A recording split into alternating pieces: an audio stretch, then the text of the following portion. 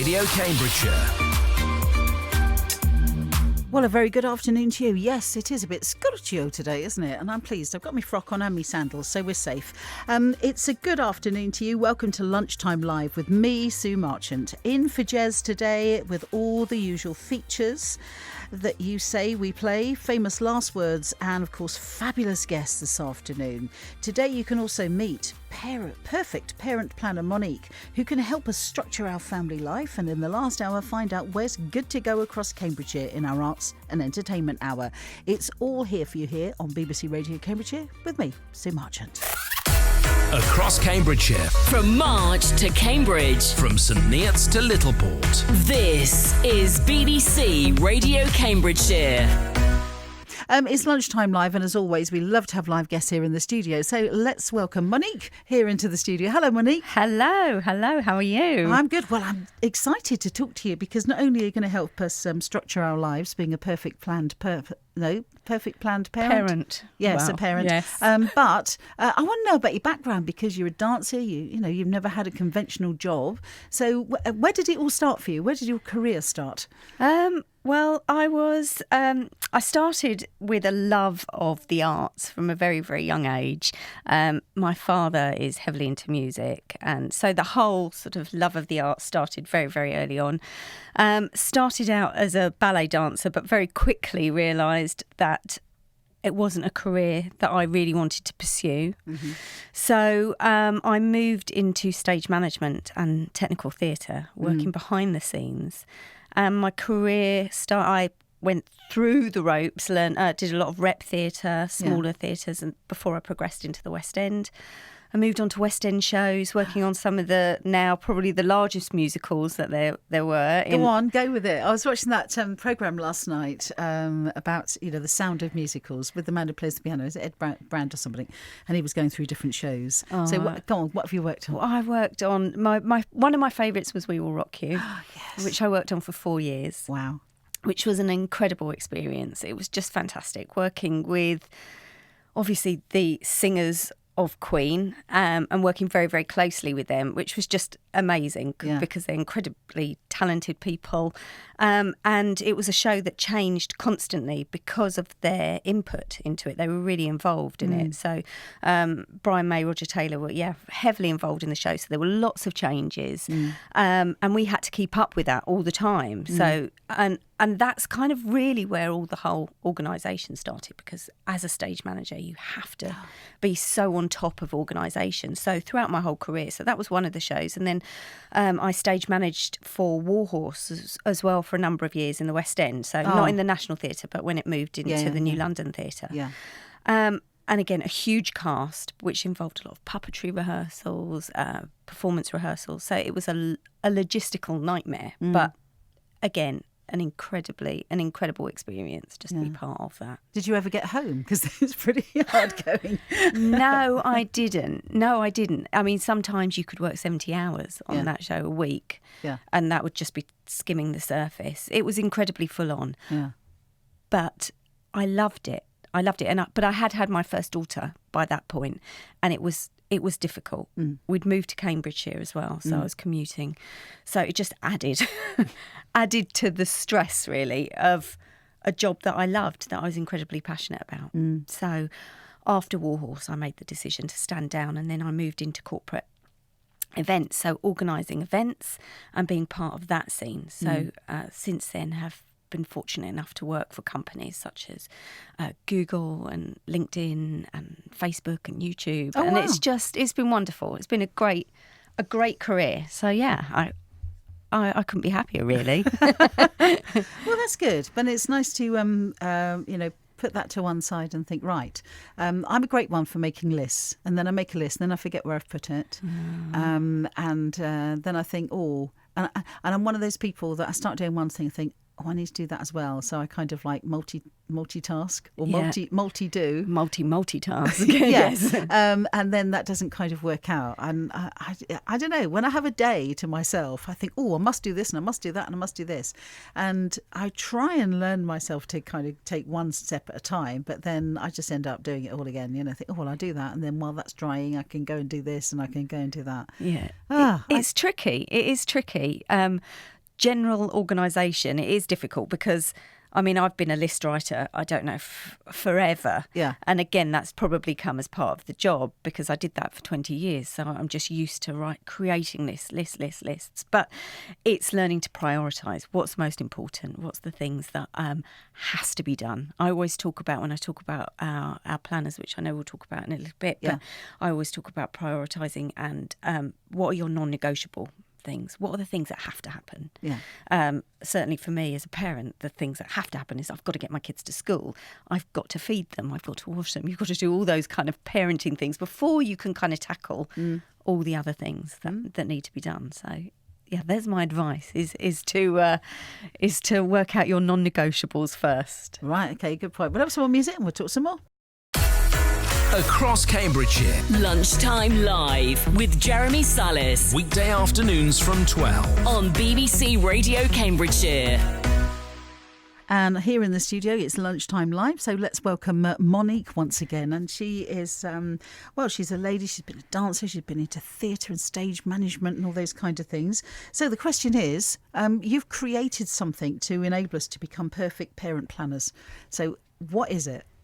Well, it's a diary, it's a personal companion, it's a life book, it's an organiser that will help parents with every aspect of parenting.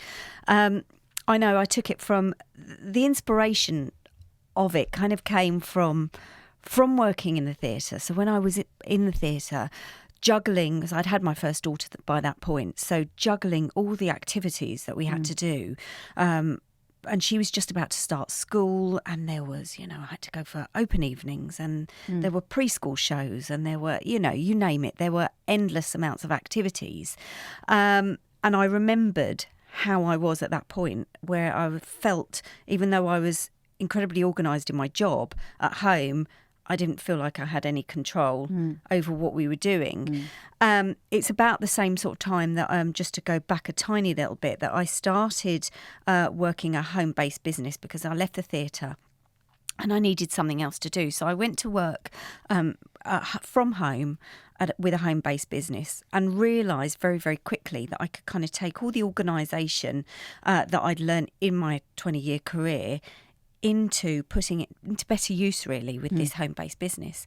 So we actually created a diary and a planner 3 years ago now for entrepreneurs and people that run home-based businesses that would talk them through it, guide them through that whole process. And from that, I thought, well, actually, I remembered exactly how I was when my oldest daughter, was going to school. And that's how Perfect Parent Planner came about. It's almost, there's a sort of ironic twist to it, because we know, anybody that is a parent knows that parenting isn't perfect. Oh gosh. It's a challenge. Yeah. It has its difficulties, and what we want to do is just try to help as many parents as we can to feel in control, to feel calm, and to reduce that overwhelm of all of the extra things that go on with our children. So we know that life can be really, really difficult, and especially if you're a working parent, or even you have to go out to a job, or you're a parent working at home, whatever it is, whether you are just at home and you've got 2-3 children to look after, it's a juggle, because one will have a school play on, one needs to be at a ballet class, one's got a party that you need a present, and one needs a costume for whatever's going on at school. So it's just a way of collating all that information into one very, very beautiful looking book. So it's different to diaries out there. We know that there's loads of different diaries out there, but this is different. This hones in on all of those activities. It gets the parent, the owner of that diary, to think about all the things that are going on. And we hint and give you hints and tips the whole way through. Have you thought about this? Have you thought about that? Just to try really to make that parent feel super organised, super in control and less overwhelmed. And with that, and what makes us slightly different as well to all the other diaries out there, is that we then take a section or quite a few sections of our planner to really focus on the parent. Because it's, again, I know this from experience, and I know that there will be many, many other parents out there that feel that way, that when you, especially with young children, you can get a little bit lost in yourself, that you think, hang on a minute, I never have time for myself. It's something that we all battle with. Even having a bath is difficult because, your child will want to come in and use the toilet or while you're in the bath or whatever it is. So we give lots and lots of hints and guidance throughout the planner to make sure that the parent really takes some time out for themselves, looks after their health, their well-being, because you are that glue that holds the family together. And if you don't look after yourself, then how are you expected to look after everybody else around you? So it's about making sure that you're in tip-top condition so that you can do that job of parenting. And, with all of that, maybe we can sort of steer our way a little bit towards what we might deem perfection. But yeah, and this is something that we're writing in. It's not an app or anything. It's his pen and paper into a book and to look at it, because I find, even though, I struggle to read things on my phone, and then I want to have something that I can go, right, yes, that's where I've got it, even though I do lose my list. But, particularly when I'm doing the programme, I've got everything written down here so that I know where I'm up to, because I need to see it to believe it. Absolutely, absolutely. And this is it's not just for mums, it's for dads as well. It's for the parents. It's for the parents. So whoever is, I guess, the chief organiser in the household can take this book. We have made it. It is quite a sort of pretty looking book. The colours are purples and greys. They're the colour of it. We've tried to make it as sort of gender neutral as we possibly can.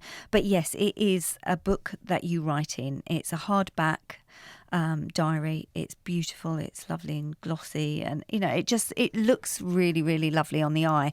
But we just felt whilst people are using online calendars, there's something about writing, and we know that the sales of books and paper diaries is going up rather than down. They did sort of stabilise for a while. People were more interested in digital, but I've always been a pen and paper girl, and I know so many people that are. And it's also about having that weekly overview. You can open up the book, it's got a week overview. You can see everything that's going on that week at a glance, which you just, as you just said yourself, you can't see that on the phone. You don't get that same feeling. It's something really satisfying as well about writing it all down and seeing it there. Yeah, as well. I mean, I have a there's the alert that comes in your diary on your phone, and I think, oh, right, okay. But then I kind of feel, right, I need to do that. Mustn't forget that. And that's the big thing, isn't it? When you've got a lot to do, there are those, I must not forget those moments. So how do you manage that within your diary? We have, on the main diary page itself, we have places for the parent to write a to-do list. We've got a lot of space for a to-do list. It's very well laid out, very spacious. But as well as that, there's places for them to write about birthday parties, so gifts that they might need to buy, whether it's something that they're going to or their children are going to, so you don't forget that. We've got places for you to write your meal plan for the week. We've got places for you to write, I'm just trying to think what else is in there, weekly reflections as well. So there is so many places for you to be able to write down exactly what is going on. You shouldn't forget it. So long as you remember to write it down in the first place. We can't help with that. But so long as you remember to write it down in the first place. So for example, let's just say a letter comes in from school, like we've just had one through for September, and my daughter needs a costume. Let's just write that in straight away. Let's write it in 2 weeks before she needs the costume. Order that costume for my daughter. So I know that it's taken care of. It's in there, and I can put that piece of paper away, get rid of it. And it's not a piece of paper that's just lying around that you then get overwhelmed by the clutter of paper. So providing you write it down, you shouldn't forget anything. There are ample lists, places all within that book for you to write what you need to remember to do. Gosh, I must go shopping with you sometime with your list and go around and probably spend half the time as I do in the supermarket. You don't want to go shopping with me. Oh, okay, my husband hates shopping with me in the supermarket because I take too long because I have to go through the list, check things off, make sure I've got it on. Okay. Well, the new school holidays, they've broken up now, haven't they, for summer as well. So what about your planner? Where is it available from and when does it start? Is it out? It's not out yet. It's available. People can come online and register their interest. They can then also download our free summer holiday planning guide as well. So am I okay? Yeah. So it's www.perfectplannerco.com. So perfectplannerco.com. People can go on there. They can go and register their interest. Also get a free guide with our top 10 tips how to have a stress-free summer holiday with your children.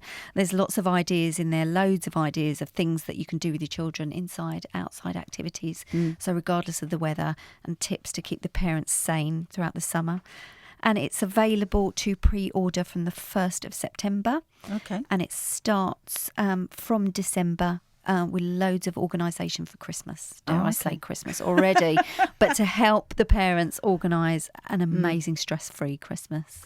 And also this can become a kind of journal of family life as well, isn't it? Because there are so many stories coming out now where, journals have been found, like the Gentleman Jack thing as well, journals have been found. So these amazing stories are being created because that is a reflection. And people used to keep diaries, they used to write all kinds of things in there. I did. Diaries. I did. I don't think anybody wants to read my 14-year-old girl diaries. Well, maybe, there needs to be one for, elder people as well, so that they can write things down because they do get a bit forgetful sometimes. I know I do. My mum always used to write things down and I should take that forward, shouldn't I, really? Absolutely. Well, we do. Again, we have sections within the planner for families to really think about their goals as well. So encouraging the family to work together, what it is they want to do together. So it's a way of sort of really documenting that for them. So they can really then look back at that in times to come and say, did we actually do that? Did we achieve that together as a family? And then also we have reflections at the back so that, again, they can work together as a family. So that's what we want to do. We want to encourage communication within a family unit as well. And legible handwriting. Yes. Again, we can't help with that, I'm afraid. Well, Monique, it's been lovely meeting you. That website, again, is all the W's, perfectplannerco.com, where you can get an insight into that summer holiday planning and also find out about the Perfect Parent Planner. I said it, that's right. I know. It's PPP. The PPP. We do call it PPP now. PPP. It's a bit of a tongue twister. And do you still dance? You look pretty trim. No, No? not anymore. Only round the kitchen. Oh, dear. Only round the kitchen to Frozen, endless times. Oh, how lovely. There you see, that's another thing to do with your children, isn't it? Do some singing. Absolutely. Learn the words to Frozen. Lion King, I think, is the latest one, isn't it? That everybody's going crazy about. Yeah, we can't wait to go and see that. Yeah. All right. Well, lovely meeting you as well. So thank you, you too. Thank you for having us. Well, thank you for being our guest. We'll give you a dancey song to go out with.